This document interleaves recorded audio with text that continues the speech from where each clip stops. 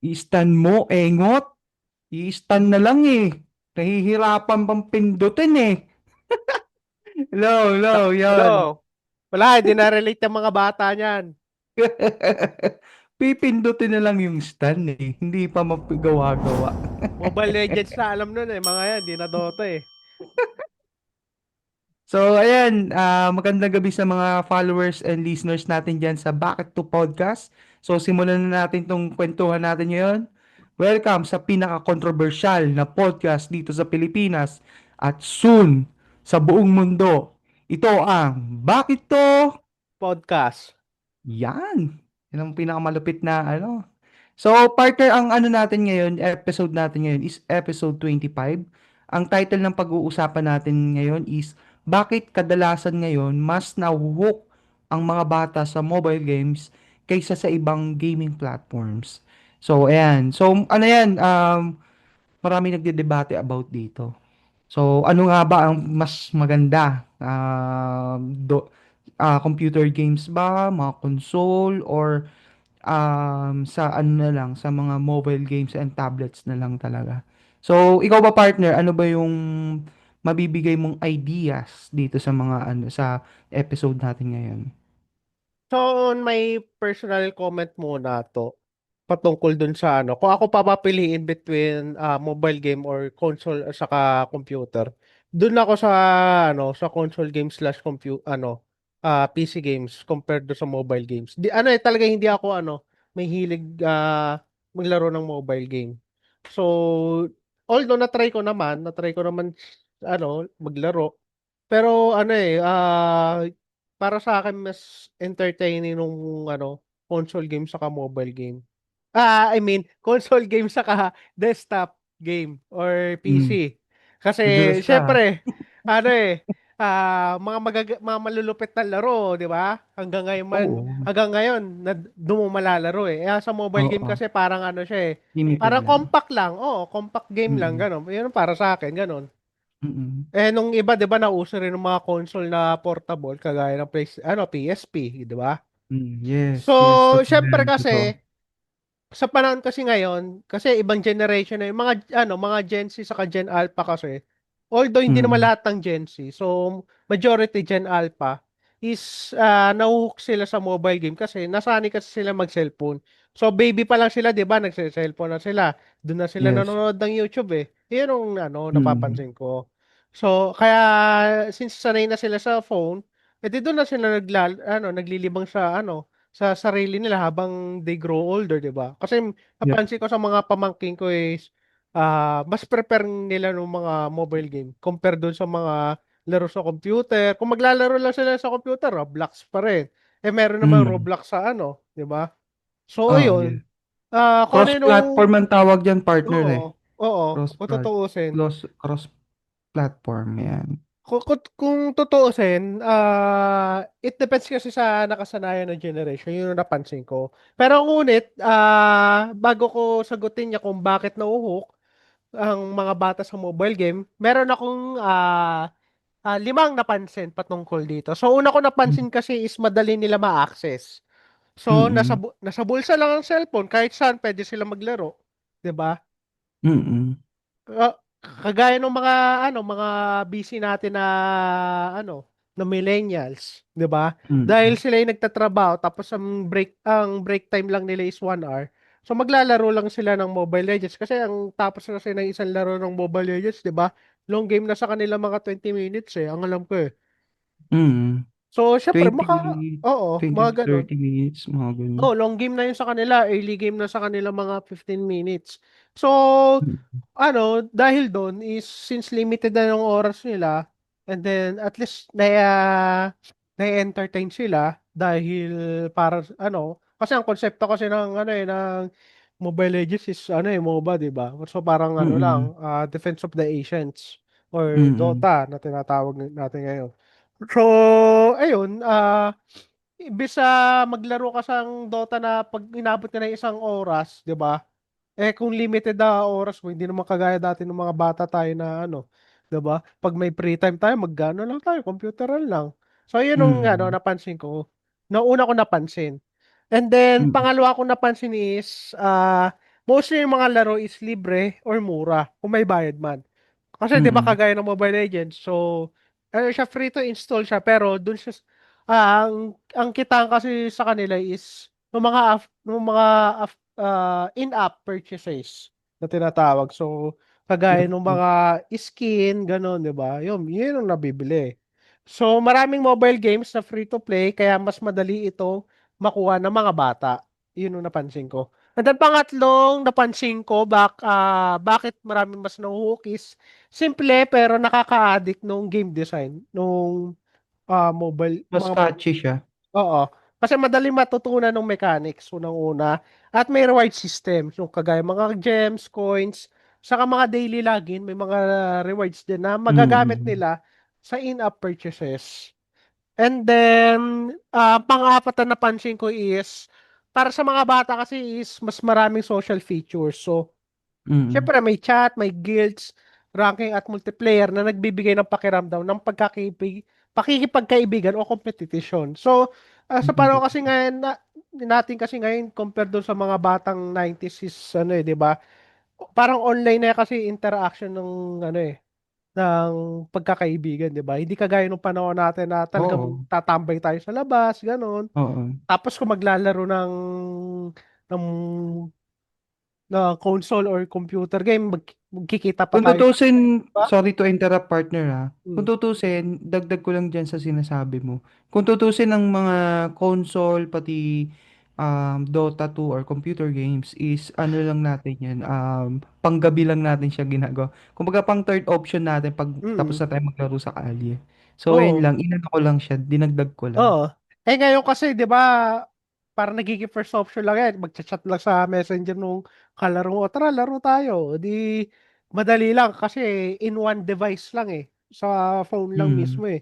Hindi Data kagaya lang, nung okay tayo na. na wala ako kasi pang ano, pang computer, wala kasi ako pambaryang ano, panghulog sa oras ko Mm. sa computer shop, mga gano'n ba. Mm. And then, Totoo, totoo. ang huli ko napansin is, palaging available ang internet. So, siyempre mostly mga online games nasa mobile na. So, dahil ang Mm. laging online ng mga bata, mas mabilis silang makapasok sa gaming communities. Ayun ang mga napansin ko kung bakit nahuhook ng mga kabataan natin ngayon sa mga mobile games compare sa mga console at sa computer games. Ikaw ba, Mm. partner? Sa akin naman partner, since nasabi mo naman siya lahat, iibahin ko naman yung ano ko, yung point of view ko diyan. So, unang-una, halos kasi lahat ngayon partner ng bata ngayon is nakayuko na sa mga cellphone nila which is they are playing Mobile Legends, CODM or ano, Roblox. Kasi ang Roblox kasi partner ano siya, cross platform siya ginagamit. Mm. Bakit? Kasi doon sila ano nakapag-socialize, doon din sila nakapag-relax katulad ng sinabi mo partner at mas madaling pumasok. In short, one click lang laro agad. Oo. Pero, partner, ang problema dito, kapag mobile games na ang nagiging mundo nila, nawawala yung ano, curiosity, creativity, at minsan pati grades lumalagpak. Hindi naman masama na maglaro, 'di ba? Sinasabi natin 'yan. Alam naman Mm. natin 'yan. Even our parents and our teachers, they are telling na hindi naman masama maglaro. Pero sabi nga nila, pag sobra nakakasama. Pero kapag wala ka na ano kumbaga wala ka ng limit doon, nagkakaroon ng ano conflict sa pamilya and also sa pag-aaral or sa trabaho. So ayun yung ano, yun yung kumbaga point of view ko dito sa ano natin, sa topic natin ngayon. So ayun, may idadagdag lang ako dun sa ano, sa mga nasabi mo kanina. Not comparing sa mga laro ngayon kasi almost ako kasi naikot ko lahat ng mga platform ng mga ano ng laro. Sa cellphone man yan, sa computer, sa mga console. So, lahat yan nalaro ko. Depende na lang kasi talaga yan dun sa mismong gamer or naglalaro nung mismong platform na yon. So, sa akin kasi, ngayon kasi, ang ano ngayon, ang mga mobile games ngayon is, kung papansinin mo partner, parang paulit-ulit na lang yung routine. Katulad ng sinabi mo, may daily quest, tapos reward system. So parang doon na lang umiikot yung ano mo, yung um, kumbaga yung adventure ng laro mo. So ako kasi um, almost starting kasi ng Mobile Legends 2016. So nagpahinga kasi ako dati sa Dota 2 pati sa League of Legends. Almost 3 years din ako naglaro hanggang sa ayun nga. So parang paikot-ikot na lang, ganun na lang lagi yung ano, yung ginagawa ko. So hindi yung isip ko as a gamer is parang nai-stuck, wala nang ano, wala nang progress. So tinigil ko na siya. Compare kasi dati sa panahon natin, nakapaglaro pa tayo sa labas. Tapos ang ano, ang platform lang nilalaro natin dati is like um Battle Realms. Ayan, alam ko makaka-relate ka diyan. Red Alert. 1 and 2 ata yun eh, pati rin sa ano eh, Battle Realms. Um, ano ba yan? Diablo. Diablo 1, pati 2. And then, Counter, nasabi ko na. So, meron pa iba eh, like, ano pa ba yung mga ibang laro nun? Dota 2 and Warcraft. Ayan. Tapos Starcraft. Ayan. So, mga offline game siya na talagang kasama mo yung mga kalaro mo or mga tropa mo na naglalaro nun sa internet siya, sa computer shop. So, dati ang ano pa niyan is 20 pesos or 25 pesos pa or 30 pesos 1 hour. So, dati ganun katataas yung mga per ora dati. Hanggang ngayon naging ano na lang siya, naging piso net na lang siya. Pero may mga nakikita ko ngayon na mga bata ngayon na naglalaro nun. So nakakatuwa pero hindi na siya ganun kadami. Hindi katulad kasi sa atin ano tayo eh. Um, Nostalgia sa atin yan. So, binabalikan natin yung mga larong yan. Hanggang sa nag-evolve na yung mga laro. Like, for example, starting 2009, League of Legends na yan eh. And then, I think mga 2010 or 2011, nag-start na ang Dota 2. So, ayan na yung ano. Kumbaga, nag-upgrade na yung mga laro. At kailangan mo talaga ng ano yan, team effort or um, lahat kayong magkakaibigan dapat nagti-teamwork talaga diyan para maipanalo nyo yung laro. So, ngayon, since naikot ko naman niya yung ano, halos, hindi naman halos lahat, pero nalaro ko na siya, masasabi ko talaga na mas flexible or mas mapapaisip ka talaga sa mga larong computer games eh. Para sa akin na. Kasi simula bata ako, computer games na talaga yung nilaro ko eh. So, ayun lang yung ano ko, mai-add ko sa ano, dun sa topic natin. Ikaw ba partner, meron ka bang ano, mai-share since nasabi ko yung mga ano, Actually, mga legend halos na parehas laro. naman tayo ng experience eh. So, Mm, yung nga, kagaya nga nung sinabi ko kanina is, mas prepare ko talaga nung console saka computer games compare sa mobile games. yun, yun. Di ba may console ka? Hmm? Wala pa sa ngayon. Ngayon, ano, na gano'n naman, ako kasi may nabili akong ano, retro games. So, sinalpak ko siya doon sa computer at naglalaro kami ng mga kids. So, nandun yung mga Metal Slug, and Hmm. yung mga laro ko sa PlayStation 1. So, yung mga Nintendo, yung mga lumang laro. So, ano, after kasi ng ano, recordings natin, maglalaro kami. Mm. So, Banding niyo ayan. mag-ano. Yes, yes, yung banding namin. So, ayun, ano ba yung ano, next ano natin, yung next portion natin is yung mga positibong epekto ng ano ng topic natin. So, meron akong 5 dito. Unang-una diyan, yung hand-eye coordination improvement. Pangalawa, strategic thinking and teamwork. Ito yung nasabi ko. Lalo na kung competitive yung games. And then also, yung number 3 is yung stress relief. So, napaka-helpful nito. And then pang-apat is creativity and quick decision making. So yan yung kagandahan ng ano ng paglalaro. And then pang-5, social connection with friends. Ikaw pa partner, ano ba yung mga positibong epekto nito sa ano sa para sa iyo?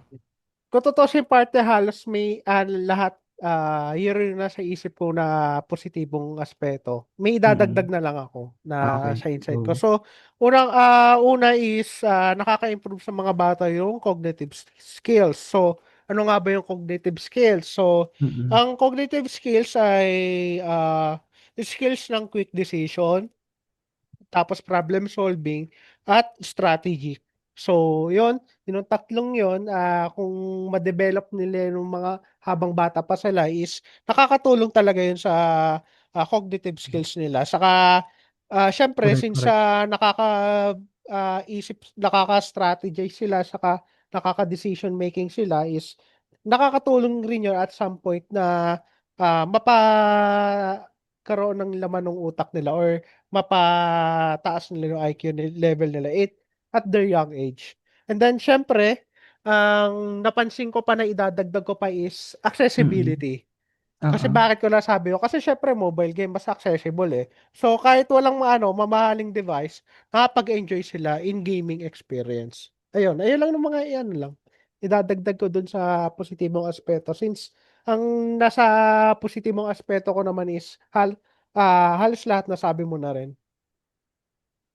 Thank you, thank you. So, dito na tayo sa next portion natin which is yung mga negatibong epekto nung topic natin. So, meron akong 5 dito. Unang-una dyan is screen addiction at mahabang oras na nakaharap sa screen. Pangalawa, nababawasan na ang physical activity. Pangatlo, pagkabawas ng atensyon sa sa pamilya, sa pag-aaral. Pang-apat is exposure sa toxic online environment. And then pang-lima, possible overspending dahil sa in-app purchases. So, yun yung mga top up na tinatawag natin na yung mga skins like Mm. that, yung mga pampaganda ng Microtransaction karakter. no tinatawag. Yes. So, nakaka-addict kasi talaga siya. Ako kasi nagdaan na ako dyan eh. Naano ko na lang siya. Kumbaga, natigil ko na siya kasi overspending na eh. Tsaka yun talaga. Lahat ng bata at lahat ng mga binatilyo or mga tita ngayon dyan, eh, naranasan nila talaga yan. Mm. Ikaw ba partner, ano ba yung negatibong epekto nito sa na opinion mo May dito? idadagdag lang ako na negatibong aspeto patungkol sa topic natin ngayon is unang-una is of course pag-a-addict ng mga bata sa paglalaro. So syempre napaparami ang oras ng laro, mas nauuna pa yung mobile games kaysa sa pag-aaral or tulog.